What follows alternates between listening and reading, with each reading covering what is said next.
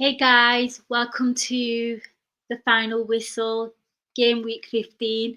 So much football happened. It looks like we've got a title race on our hands again. Unfortunately, I don't think we're anywhere close to it as Liverpool supporters. So much to unpack, and some really juicy post-match content and comments as well, Ben. I mean, where do we even start? Where shall we start?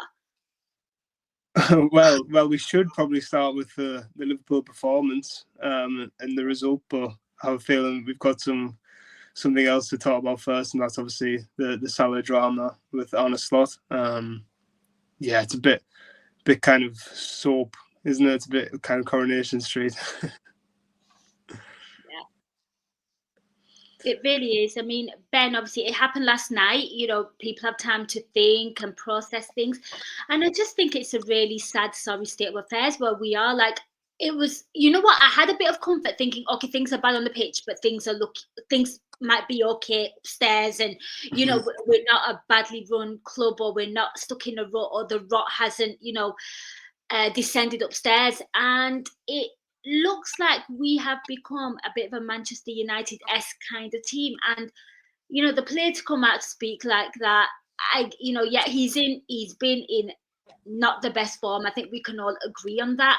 But 3 games on a bounce, failed to win those games. I think we won the West Ham game. Yeah, okay, I mean, it was an easy run, and he drops a player, and all that quality, and we've not managed to win games. We're conceding stupid goals as well. And you have a situation now where the player has come out guns blazing against the manager, told the world exactly what is going on behind closed doors. It feels very 2013-esque Liverpool, and like even before that. And if the player wins and then obviously Slot gets sacked, that doesn't bode well for Liverpool Football Club as an establishment, as a football club.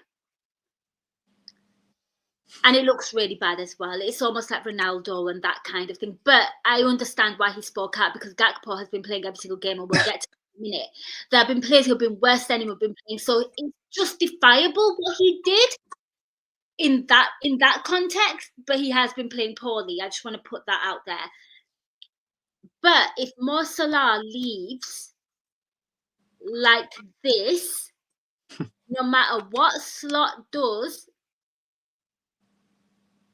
there will be people who will find it unforgivable. And myself included in that as well, I'm going to be honest. So it's really difficult. And rightly so. I mean, in my lifetime, I'm kind of a bit too young to remember Gerrard in his prime, but Mo Salah is the best player I've seen for Liverpool without a doubt. I mean, he's everyone's hero, kind of, not just from my generation, from older generations as well. So I think I think Salah's right in what he's saying, 100%. I don't think anyone can really deny that he's right in what he's saying. Yeah, I think it's more than valid to think it. I think saying it might not be the wisest thing. But it's hard to deny. I mean, I would be just as frustrated. I mean,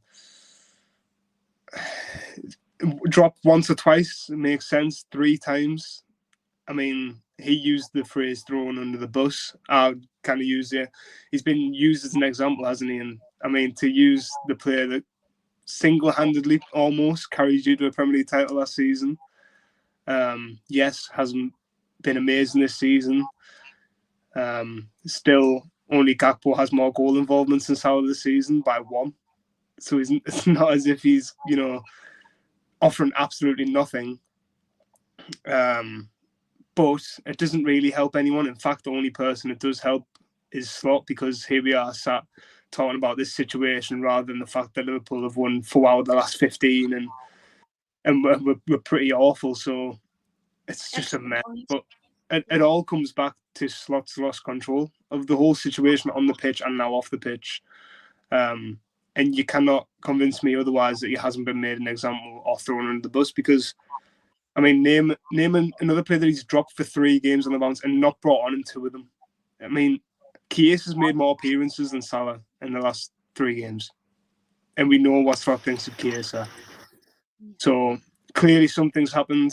I think anyone who's claiming to know 100% what happens is lying, because, you know, this doesn't come out of nowhere. But also, Slot is at the centre of everything. I mean, Salah hasn't been playing well, but can we really say that the way we're playing the season and the way we're set up suited to Mo Salah? Absolutely not. I mean, name me one player that the way Slot's setting us up has benefited.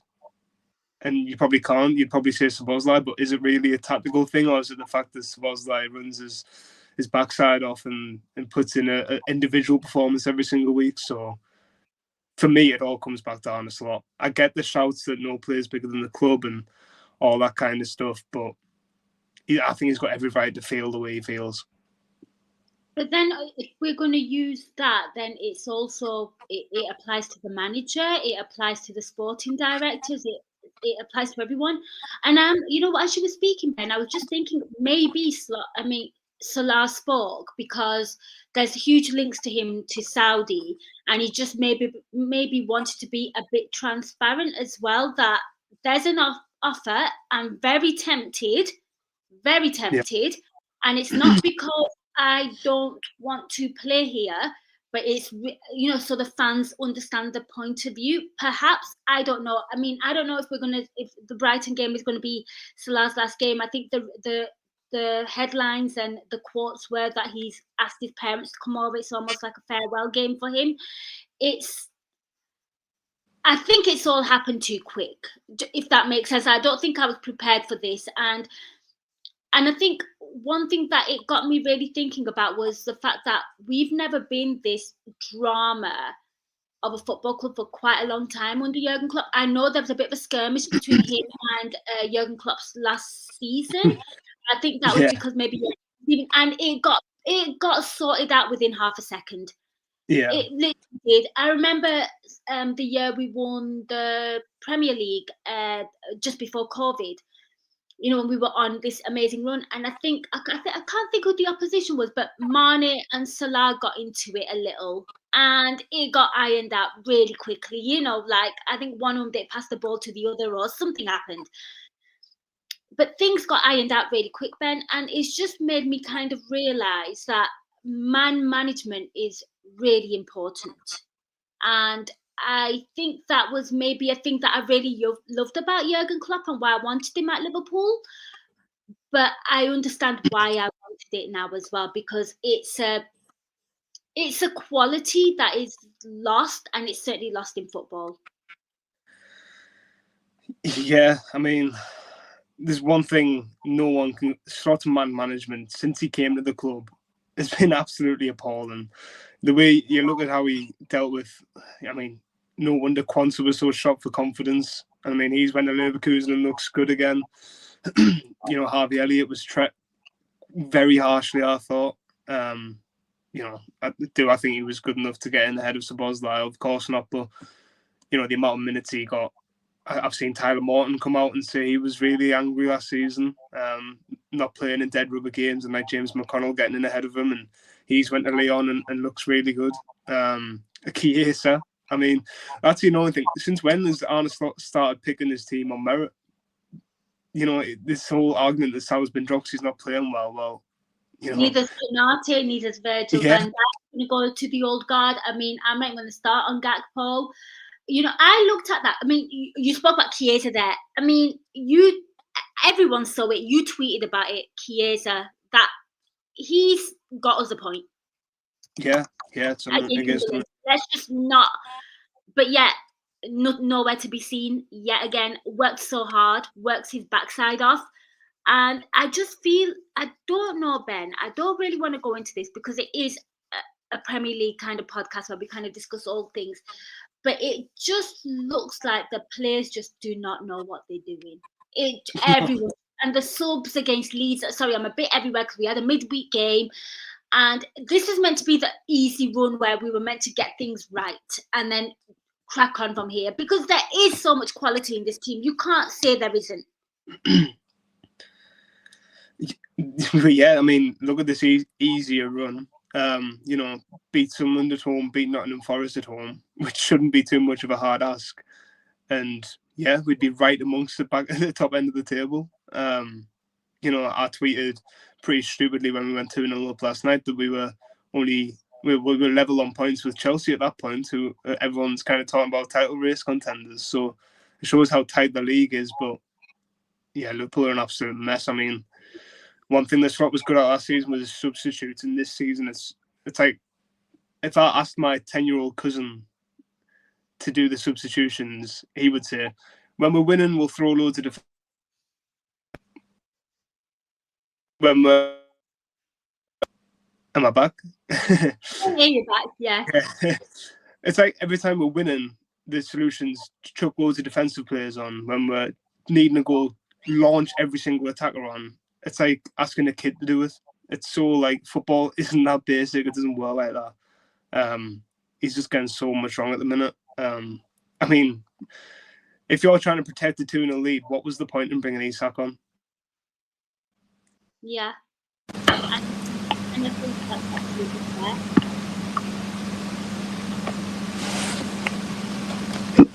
Yeah, his substitutions are really, really good. I think we have to issues with them and live. This should happen at that time.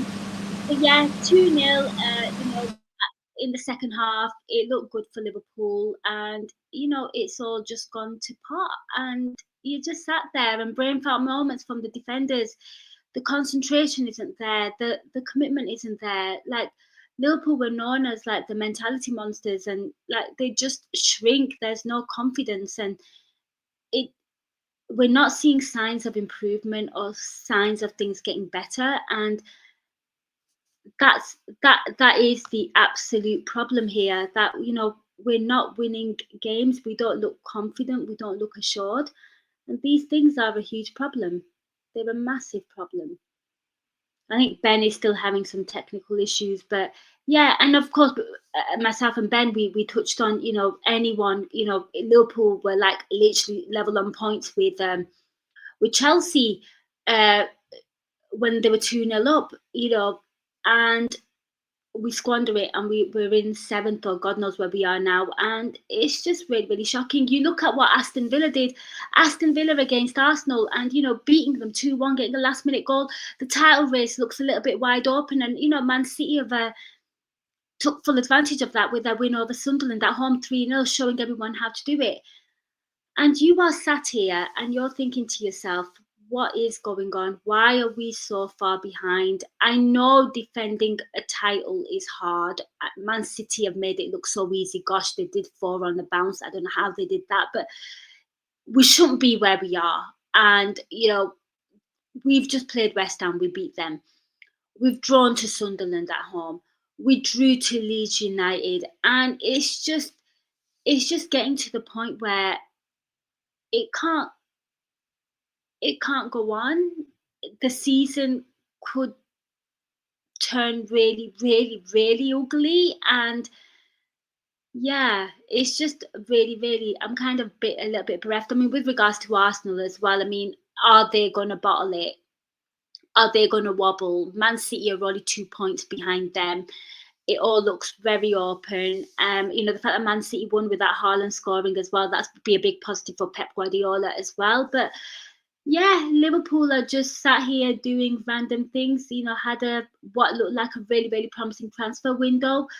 And now the conversation is, did Slot pick those players, or was it the people upstairs, Hughes and Edwards? And now we're having these kind of conversations again. It feels very much like when Brendan Rodgers was in charge. Is it a Brendan Rodgers signing, or is it a committee signing? I hope we don't go down that route again. It would be really, really devastating, if we did go down that route. But yeah, that's where I am with this, and it's just not looking great. Oh, Ben, you're back. So basically, I went on a full monologue by myself, speaking about how Liverpool, like, there's talk about Liverpool. Are these signings Slot signings? Are they Edwards and Hughes signings? Does it sound like the whole Brendan Rodgers signing and committee signings? And, Arsenal dropping points, City bounced on it. We have a title. We have a bit of a title. I think a title challenge, which is exciting for the Premier League, but Liverpool are nowhere near to be seen. And I touched on your point about Liverpool winning at 2-0 and looking close to being close to Chelsea and nowhere to be seen. And our Aston Villa, I can't believe they've been better than what I've been thinking in my head, because they started off so poorly. This is what I mean about the Premier League. It's a bit nuts, but that's all that I've kind of discussed. If you want to add more, your thoughts, please do. Yeah, it's just the importance of getting. All it takes is one run of wins, and then you're straight back in it. I mean, Villa, I think, have won 6 on the bounce now. There's no chance I can see the Liverpool side doing that. But like I say, if we just won, if we beat Forest and Sunderland at Anfield, which most Liverpool sides would, we would have been right back amongst it. But we don't deserve to be anywhere near it, to be honest, with how bad we've been. And I kind of touched on the Leeds performance, and I kind of basically said, Ben, that you don't see signs of improvement as well. Like, the penalty that we conceded was just a brain fart, stupid. Like, we are doing stupid things, absolutely stupid things, and we used to be mentality monsters, and now we just look so mentally fragile. It's like anxiety has creeped in. Yeah, there's no confidence at all. We're not good at playing football anymore. We don't run anywhere near as much as most teams in the league. We're not good in duels, and then there's no belief. So, I mean, if you're wondering what's going on with Liverpool at the minute, it's pretty much everything. And that's onslaught to, it's onslaught. I mean, yes, the players have to take responsibility, and Slot can't account for Canate sliding across the box like that and giving away a penalty. But like I say, his substitutions yesterday would just, like, what do you expect? Just inviting pressure. One positive, I think Kirk is definitely getting better. I think that's one positive that you can take from it. I thought he was quite good, and I thought he was quite good against West Ham as well last week. So if we're clinging on to any sort of positive, it might be him, but it's so hard at the minute. Yeah, and maybe Ekitike is showing a bit of like clinical edge in front of goal, because my word, I feel like, and this is the annoying thing, right? So we've scored 3 goals and we've conceded 3, and that's so frustrating. It's so frustrating. Yeah, he surely can't drop Ekitike on Tuesday. If he drops Ekitike on Tuesday, if he drops Ekitike and starts Canate, then he's cruising to be sacked. Like, he's asking to be sacked. And you know what I don't get about from Slot as well? He always talks about getting his sack up to fitness for the long-term benefits. Well, if you don't sort things out and start Ekitike and start getting these results, then you're not going to be here to reap the benefits of it anyway. So if I was him, I'd be starting Ekitike. He's the better player right now. He's playing much better. And if he wants to stay in this job long enough to see the benefits of his sack, then maybe he needs to take a long, hard look at the decisions he's making around that. He does. And I actually spoke about this as well when we kind of lost you briefly, Ben. And I just said, look, I was all about, like the ultimatum till the end of the season, but I don't know how deep this rot will go and how far down he'll take us down the dark rabbit hole of, just being an absolutely embarrassing football club. There's just such an impact on it. But you can't stress it. This is the easy run. You can't really ask for an easier run of fixtures in the Premier League. And yeah, like that comment says, our merit case definitely deserves to start, or at least more minutes than coming on for 4 minutes at the end of the game. It's just, I agree. At least he's got hunger. It looks like he's like some of Slot's decision making, and I don't think anyone are on the verge of disrespectful. Like, it's not just questionable decisions. So some of the decisions he makes are genuinely just a slap across the face of some of the players. Yeah.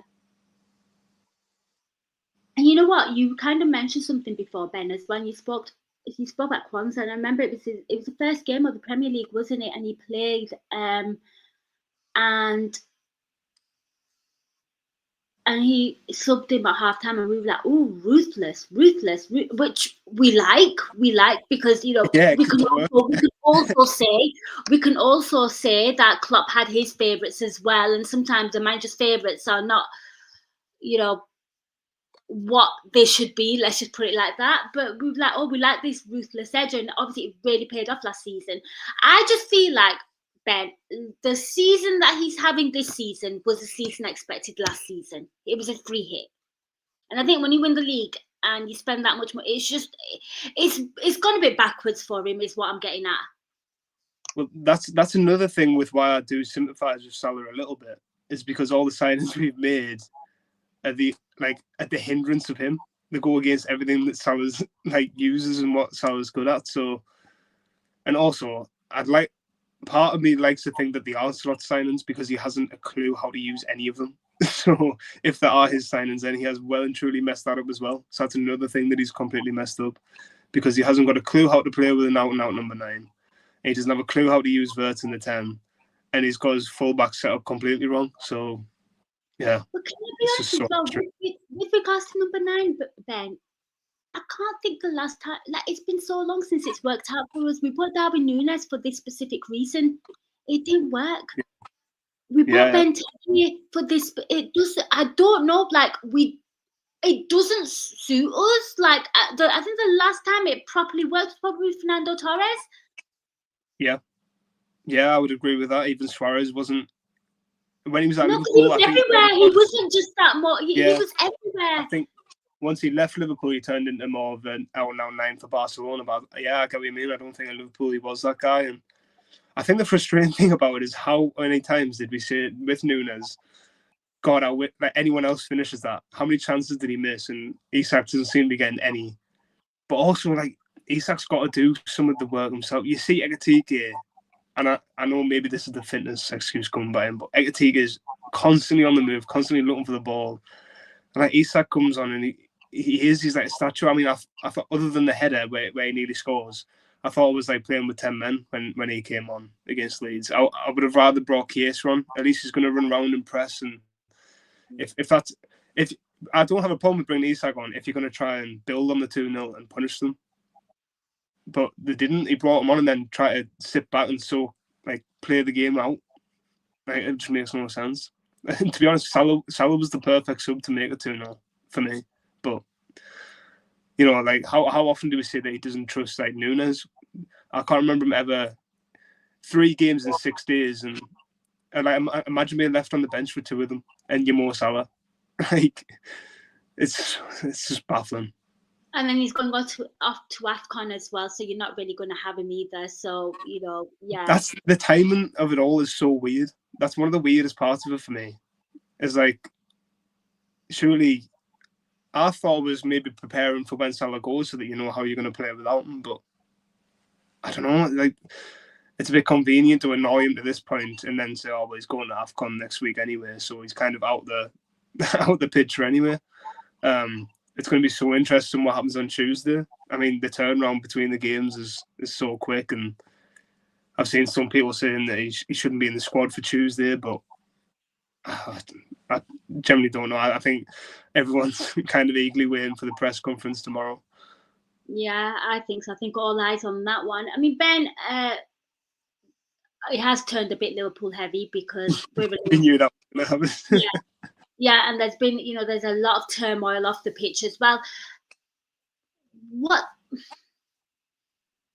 January's coming? What do you expect for things to happen?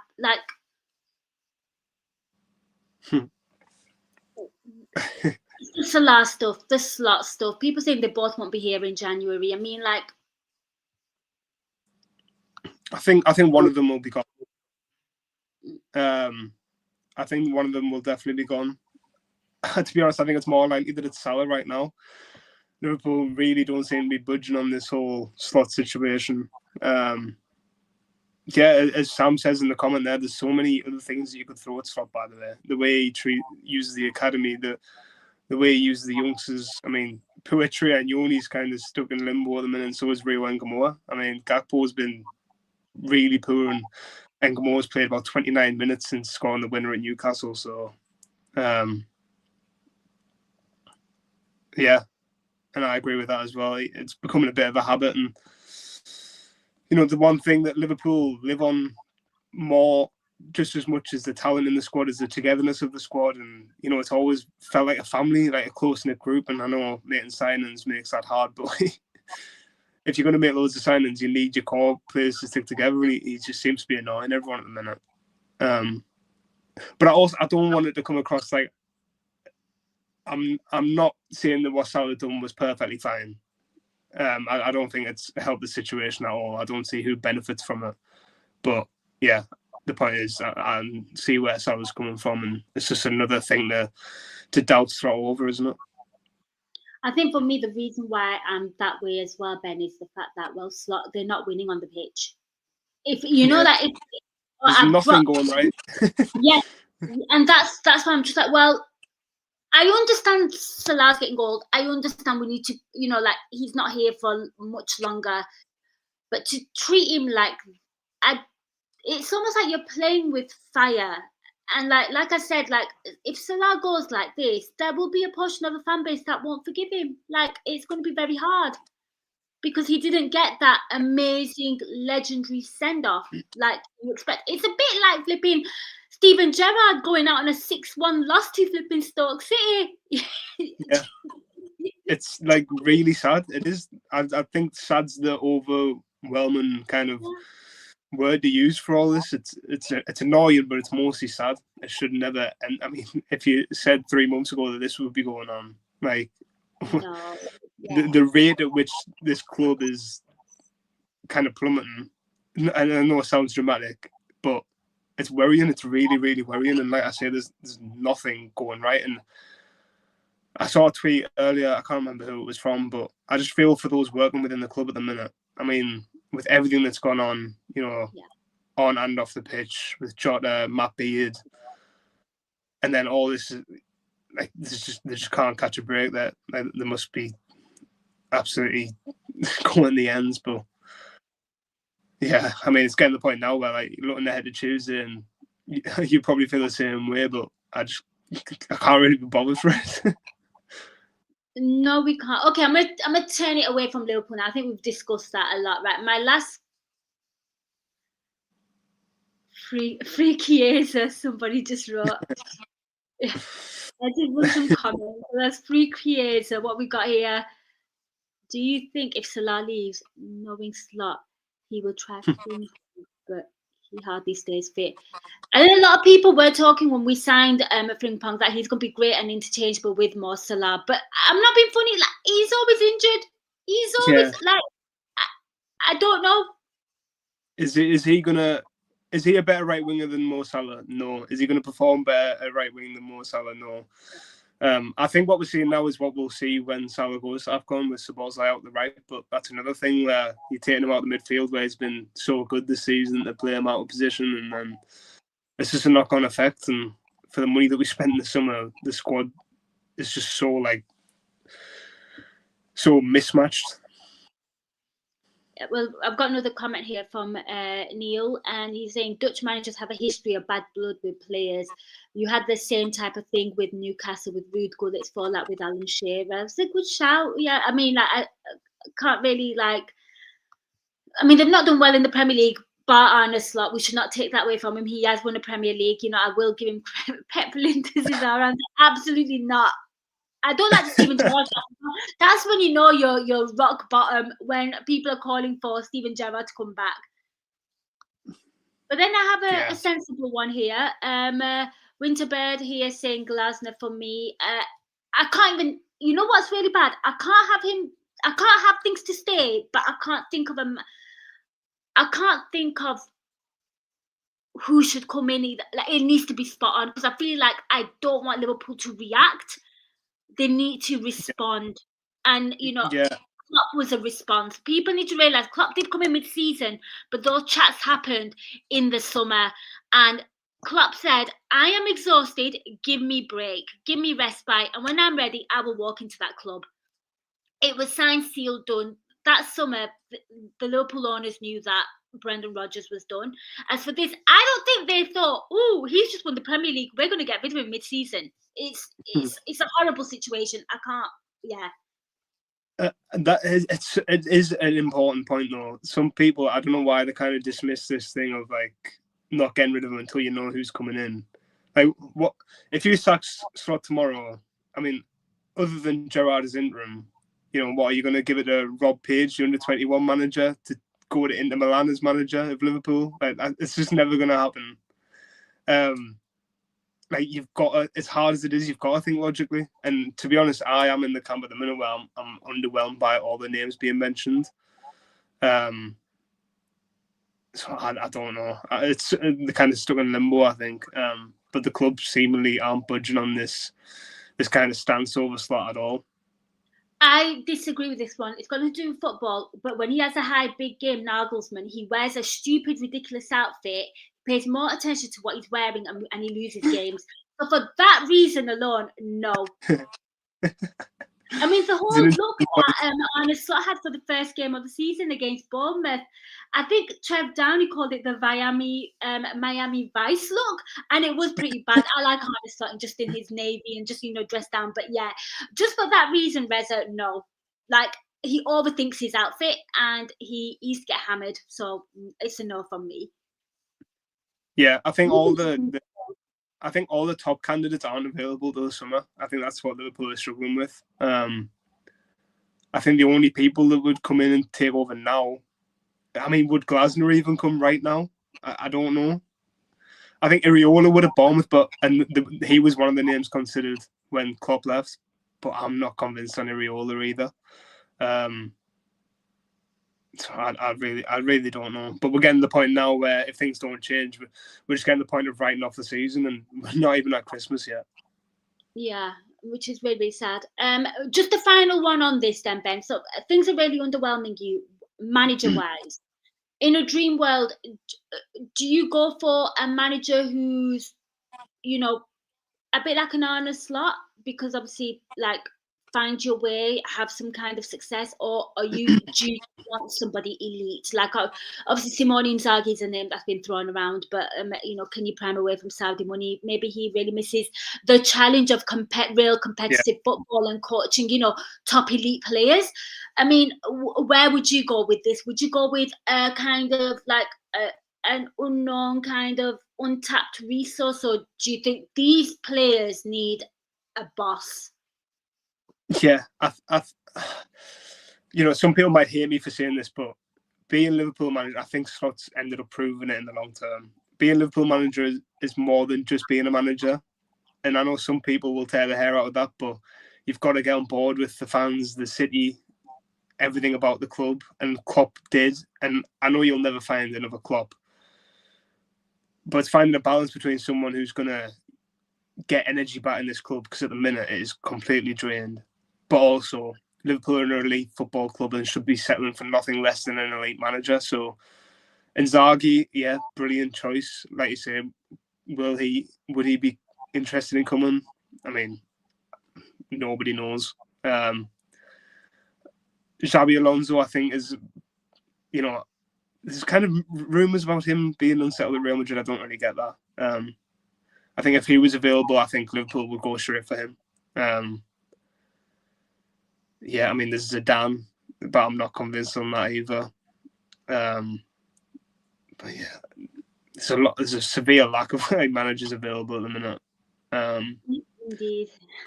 But I don't think we can risk, with the money that we've spent and the squad that we've got, I don't think we can risk going for another kind of up and coming. And I think that's a risk with someone like Areola from Bournemouth. Is he going to come in and demand the respect that such a talented squad deserves? Do you know what I mean? It's a tough situation. Winners probably need a winning manager, right? I guess that's what you're kind of alluding to there. We've spoken enough about Liverpool. I want to close this pod, but I need to ask you one thing. It's very important, and it's not Liverpool based. Are Arsenal going to bottle this?